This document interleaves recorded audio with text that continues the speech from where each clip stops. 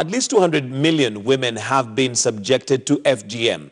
While we have made strides to fight the vice in Kenya, we recently had Dr. Tatu Kamau filing a case to lift the ban on FGM in Kenya. Still, there are those committed to the fight against FGM, as Dorcas Wangira now tells us.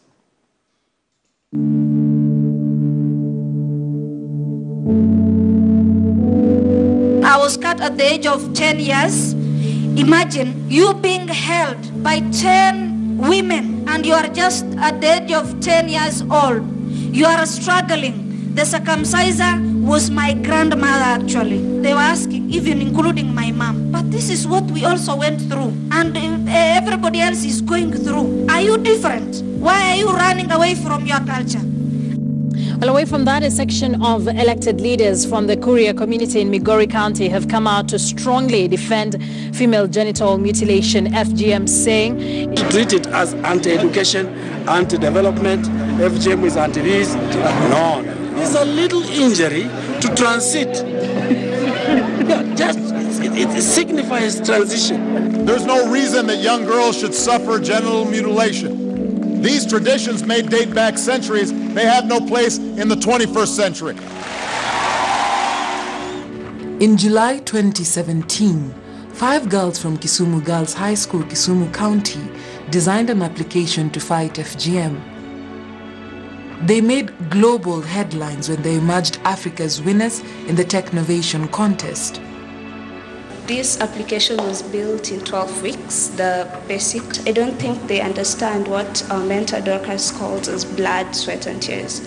Everyone was talking about how we met the president, how we got to America, how we've created a great app and how it's going to help people, but no one was talking about how is it going to reach people. So what next? Can an application really make a difference?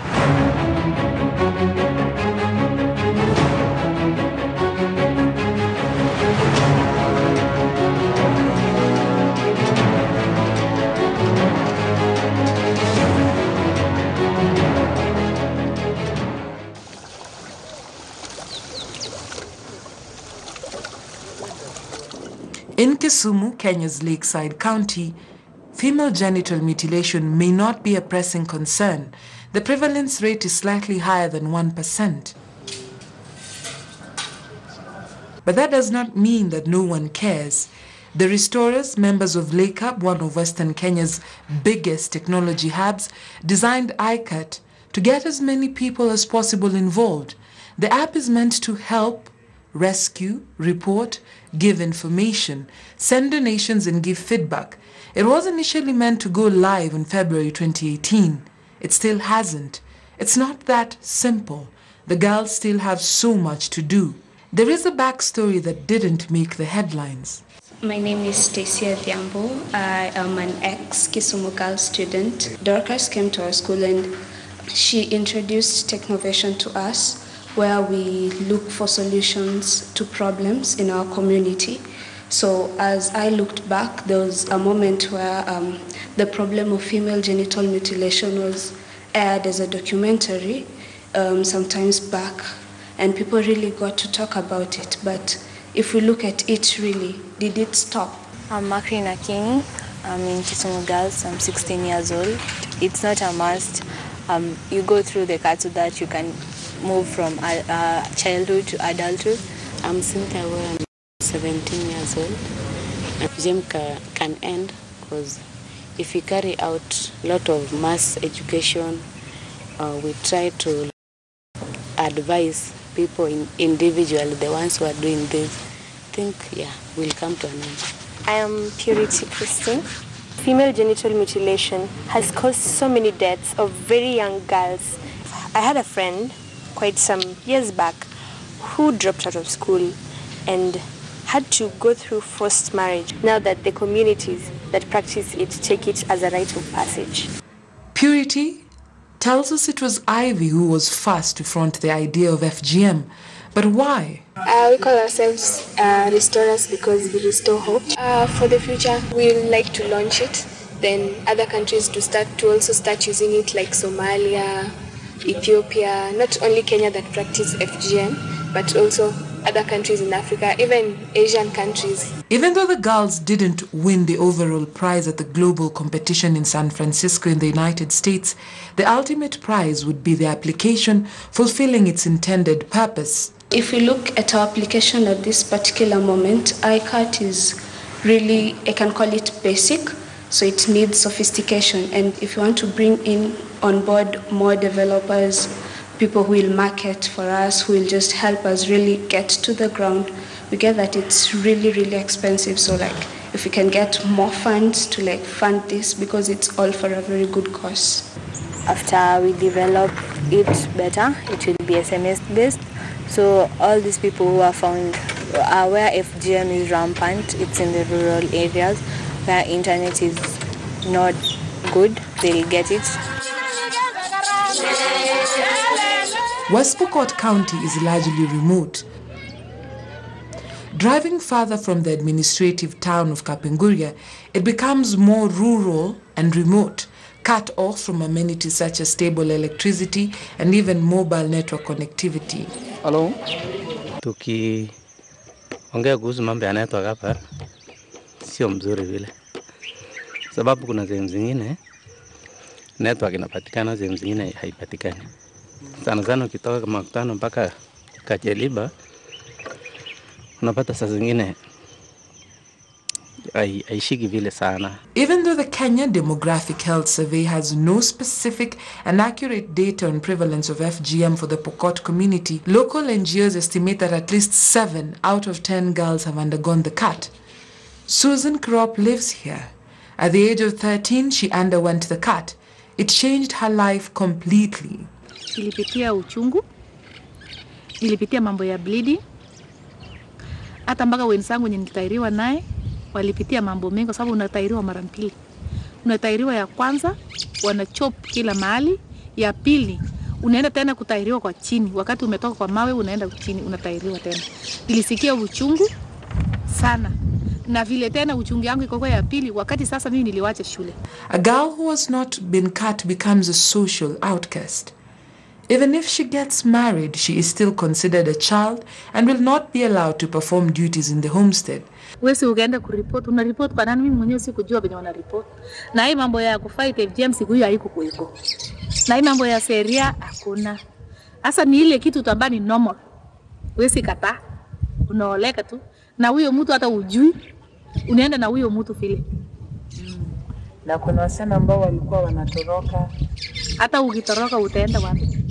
So unasunguka tu kwa boma ya mama fulani, unaenda kwa mtu fulani, unaenda kwa jirani, unaenda kwa nani, unashikwa na unarudisha kwa huyo mtu. Huwezi toroka, huwezi fika tena. Watu walikuwa wanafanya kimila, na huwezi kaa bila kukeketwa. Utakaa boma ya nani? Hata kwenu huwezi kaa. I first met her in October 2016 in Kongelai.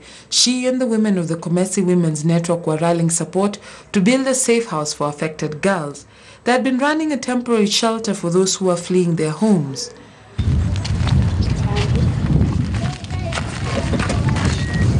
Two years later, she and her team have made great progress. The permanent safe house is almost complete.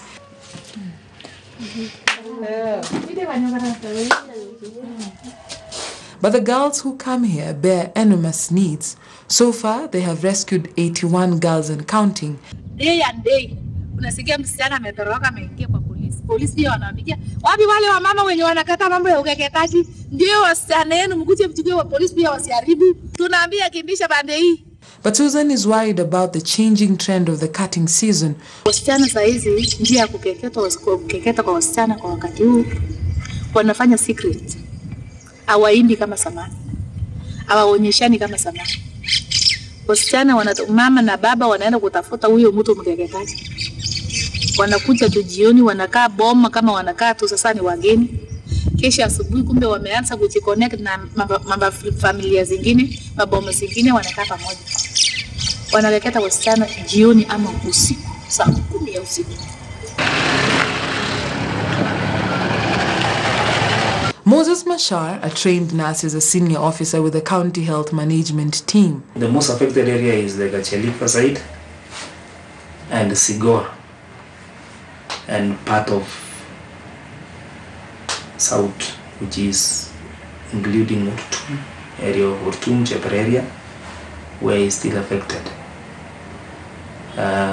Most recently, the administration has been serious about it, but still the practice is on. Hemorrhaging, septic shock, lesions, fistula, and complications during labor are just a fraction of the many consequences of the most severe type 2 and type 3 cut that are referred to this facility. Bleeding is the most common here, so we normally refer them to elderly. Yes, especially when the gynecological issues and problems. We normally refer them. We don't have a gynecologist here. We have our local radios. We normally do barasas, especially that's my docket, where we normally do some arrangement, and for the small airtime we may have in terms of the budget, we allocate for those cases. And it's not only the FGM, but including other diseases. Susan and the other women she works with at the Commercial Women's Network have not heard about ICAT or the work that the restorers are doing. None of them have a smartphone. They're not familiar with applications. One of the girls' mentors from Lake Hub shows the application to them. Sasa umepeana ujumbe ama umepiga simu, yule atajuaje kuwa ni nani amepiga na ako mali gani? At first, there are a lot of doubts. In the event a girl is to be rescued, what are the chances that a person will first use an application to report and get help? Can it have a bearing on culture, especially in a rural area? Then there's the excitement about it and the possibilities that it presents, especially if it can help report and get help when they rescue girls. Manani hiyo kitu uko peana hiyo report iende hivi na hivi. Kuna wenye wanapiga simu hivi na hivi. Naona sasa ina create sasa kitu inasaidia sana. It begins to rain heavily and we have to meet the next day.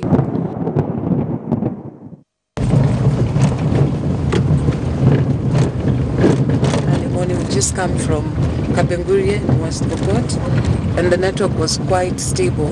But the further we go into Kachaliba, you can see the network completely disappears. I'm supposed to meet Susan today morning, and I cannot reach her on phone.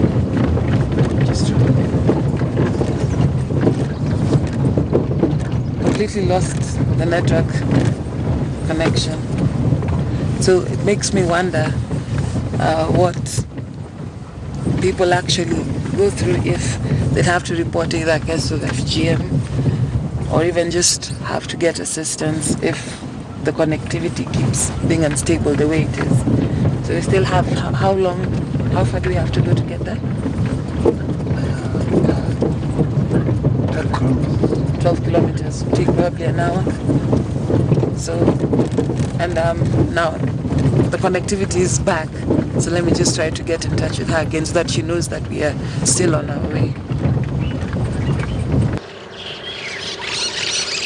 When we meet, Susan tells me that just after we left last evening, she received very disturbing news on the local community radio. Jana wakati tulisikia kwa Kalia, jana usiku kuna ufununu ya wasichana 7 kukeketwa. Good Samaritan wakapikia chief akapikia mwingine assistant, akapikia polisi. Unajua delay ya polisi, sasa badala ya kukamata hao wakapata wametoroka. Before I leave, I ask if this app can help her once it goes live. Unaona chenye itasaidika kwa hiyo teknolojia ukitumia hii mbinu, hata mwenye wako huko ajui nini kunaendelea, lakini anastukia ako kwa sel. Sasa wanauliza na ile shida yake, kama jana wakashika huyo, tungekuwa na hii tupike hivi. Sio mama pia alitumia simu genda ikarudi ingekuwa imeokoa. Unaona? Hii sasa ingekuwa wanamwandikia tu chief message na inaisha hivyo na polisi. Hivyo tu na inakwisha hivyo. Wanaenda tu haraka na hiyo kitu kikuja bado itasaidia. Likewise, Mr. Mashar believes it can make a difference, especially educating more people. Yeah, it will help because now, once they get the information and they use the feedback from the community, they use even the community health volunteers, which are always at the ground. They can give the information and then we can handle it and solve the problem.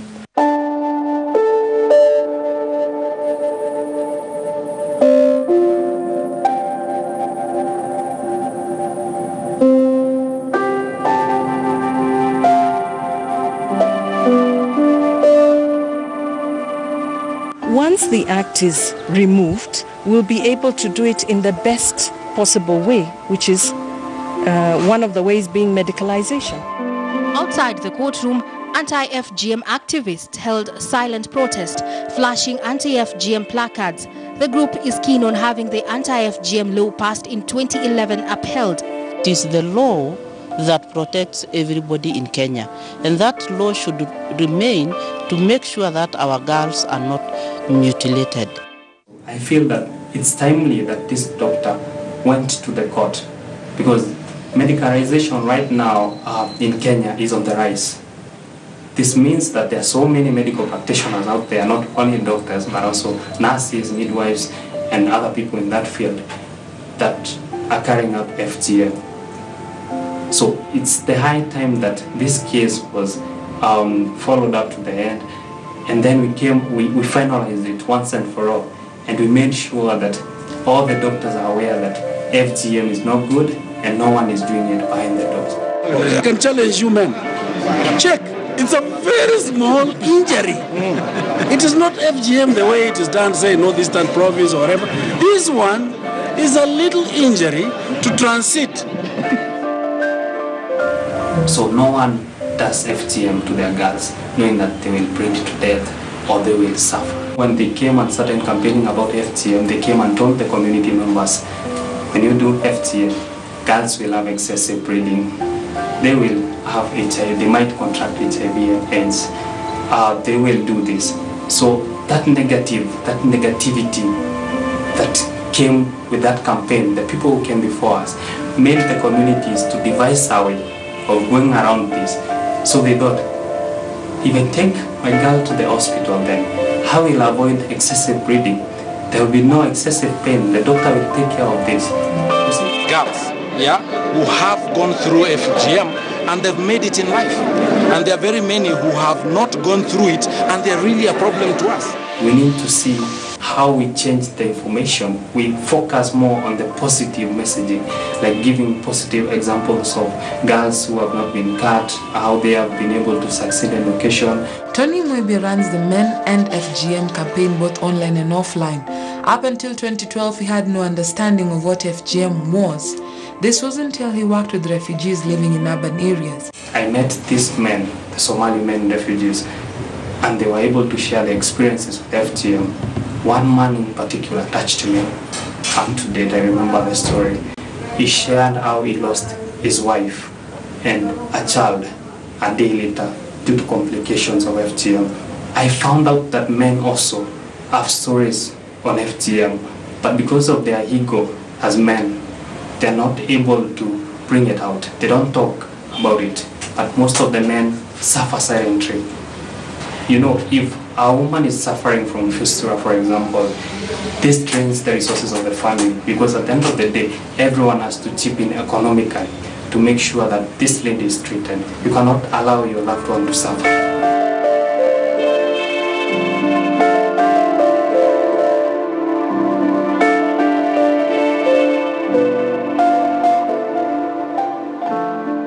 Whatever is existing in terms of the application that they have developed, I've seen the APK. A lot of work still needs to be done because we need an application that is integrated to multiple platforms, especially if you want to solve a problem like FGM in Kenya. Developers' point of view, the user interface needs to be appealing to the user, it needs to be attractive. Then secondly, the number of steps that users go through. For example, if I want to give a feedback, I give my feedback, but I'm still redirected to the Gmail. What if I don't have a Gmail account? And the functionality of it and the content that it has, it's not too much. It is just enough for the users that are intended to use it.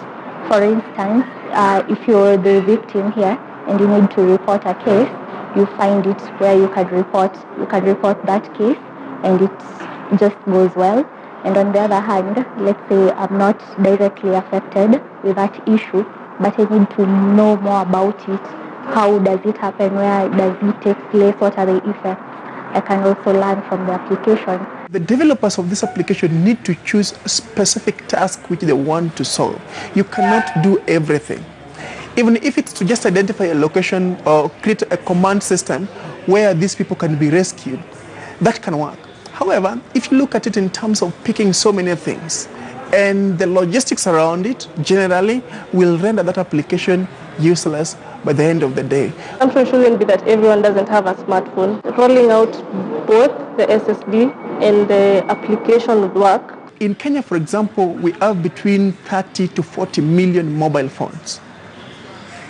Close to 20 million of that number are smartphones.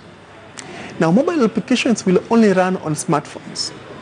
Now, another thing that you need to consider probably is whether the victims, if you look at the areas they live in, the villages and all that, whether the victims of this of such activities or whatever you need to achieve, where they have the capacity to purchase the products which are mobile phones, smartphones, which can run these applications. And if they are not able to buy them, who else is able to buy them? In Tanzania, Crowd2Map, founded by Janet Chapman and the Tanzanian Development Trust, is improving the maps of rural Tanzania to fight FGM. Having better maps helps activists find the most remote villages where girls are at risk of being cut. The team is also working with Ushahidi so that other girls can report the incident using the platform.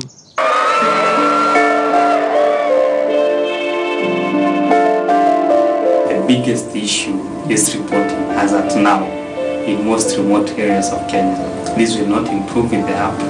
That means we need to do more sensitization down there, not only on the application but also on the other available channels of reporting, like the chiefs, like other activists and organizations working on the ground there. Tunajaribu sana kuelimisha. Najua tukitaka tupate kumaliza hizi maneno haraka ni kufunza hii watu. Tumeonya wananchi yangu ya area ya Mwino kwamba yeyote ambaye akijaribu katika hii shughuli yote tumemaliza, hatua kali itachukuliwa kwake. For all these people to be able to get rescued, this app has to be installed in every rescue center in Kenya and police stations, and the listing of all these other rescue centers in Kenya, all the police stations in Kenya. It's going to be pretty hard engaging with them. When these girls are really at risk and there's nothing else to do, then we need to rescue them. Then how do they interact with the community after that? Are you going to take them away from the family, or how are you going to do it? When it comes to funding, the developers have to ensure that all donations are well accounted for and monitored by the right people. Kenya has made great strides. In 1998, the national prevalence of FGM was at 38%.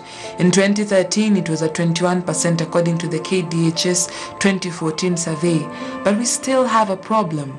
We have communities which have prevalence as high as 94% among the Somalis, 86% among the Sakoros. We have the Maasai at 78%. We have the Merus and the Emos at 31%. This means that there are many communities which are way above the national prevalence. I believe this means that we need to focus more resources to those communities and ensure that the prevalence comes down as a whole for the whole country.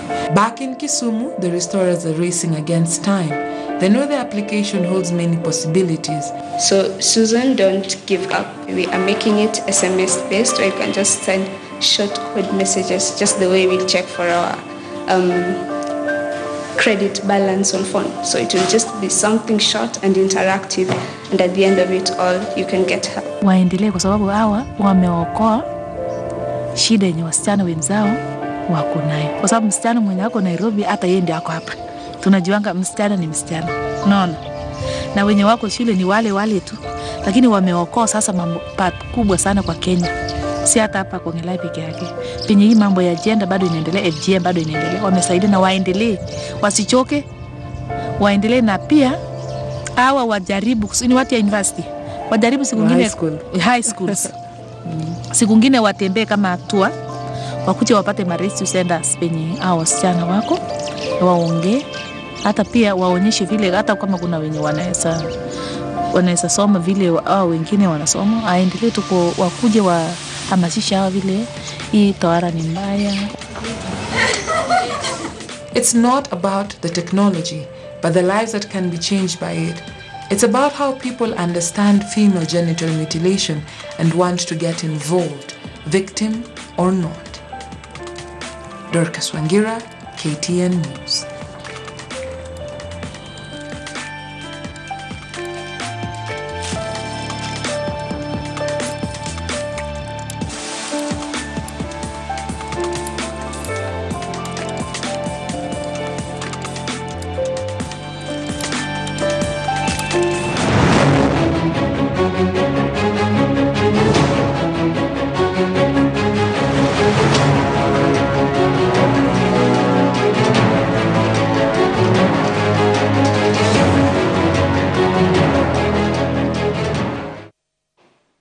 And the fight continues, the fight against female genital mutilation.